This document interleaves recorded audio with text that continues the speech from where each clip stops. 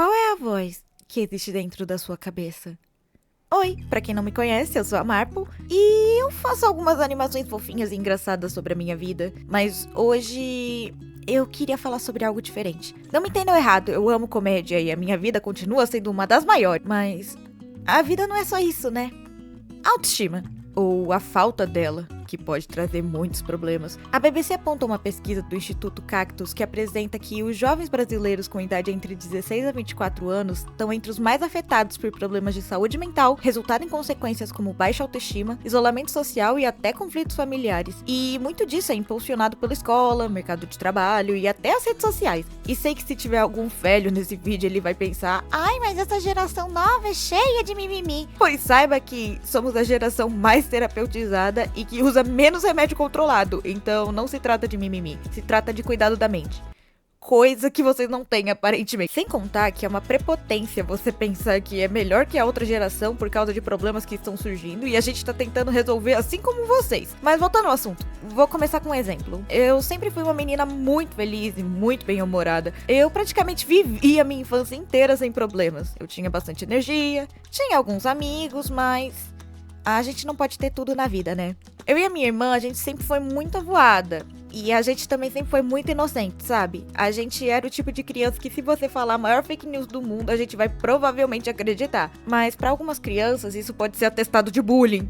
E eu tinha o acréscimo de ter usado tampão uma boa parte da minha infância, o que fazia algumas pessoas zombarem de mim. Pra quem não sabe o que é tampão, é quando você tem uma das visões extremamente preguiçosa, então você força ela cobrindo o olho bom com um tipo de tapa-olho. É muito útil, e eu tive que usar isso por anos. Muitos anos. Mas eu nunca me importei com isso. Ou pelo menos era o que eu achava. Eu descobri muitos anos depois que isso rendeu um monte de trauma. Teve casos que ficaram tão marcados que o meu cérebro tentou apagar da minha memória. Bizarro. O subconsciente pode manter vários traumas guardados em você e te fazer ter comportamentos incrivelmente metódicos para se defender, mesmo que você não saiba do que. Um estudo feito em 2019 pelo IBGE apontou que 23% dos estudantes brasileiros já sofreram bullying. E de acordo com a psicóloga Bárbara Generosa Capato, traumas não tratados podem ficar guardados no seu subconsciente e podem afetar a sua vida adulta. Voltando a dar um exemplo sobre mim. Crescendo um pouco mais, eu deixei de ser uma pessoa mais extrovertida, fiquei muito mais tímida. Eu não tive muitas amizades e as pessoas com as quais eu andava claramente não me queriam por perto. Eu admito, não era a visão mais bonita de ver. Eu tinha um cabelo extremamente armado, não usava maquiagem, tava sempre de moletom, mas pelo menos eu era cheirosa.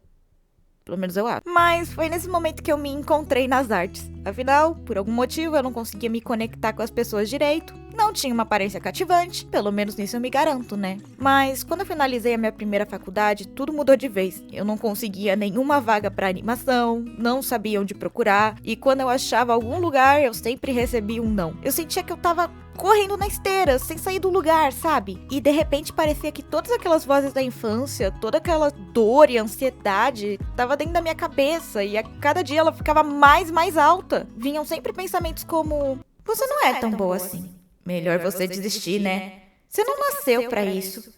Se eu ia chegar nesse estado, por que eu gastei meu tempo? Por que eu ainda tô aqui? Você nunca vai conseguir. Eu admito, eu nunca tentei fazer nenhuma besteira, graças a Deus. Imagina deixar os outros pra resolver meus BOs, que preguiça!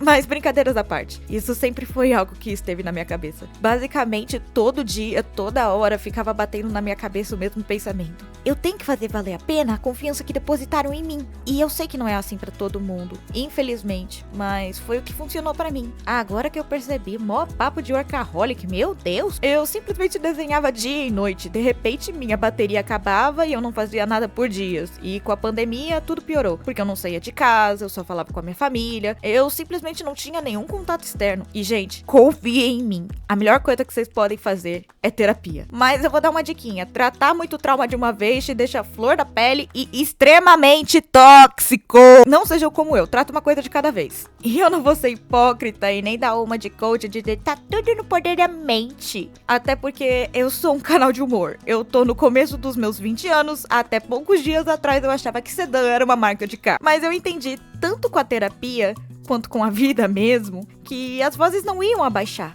E nem curar as feridas se eu não encarasse elas de frente, saísse da minha zona de conforto.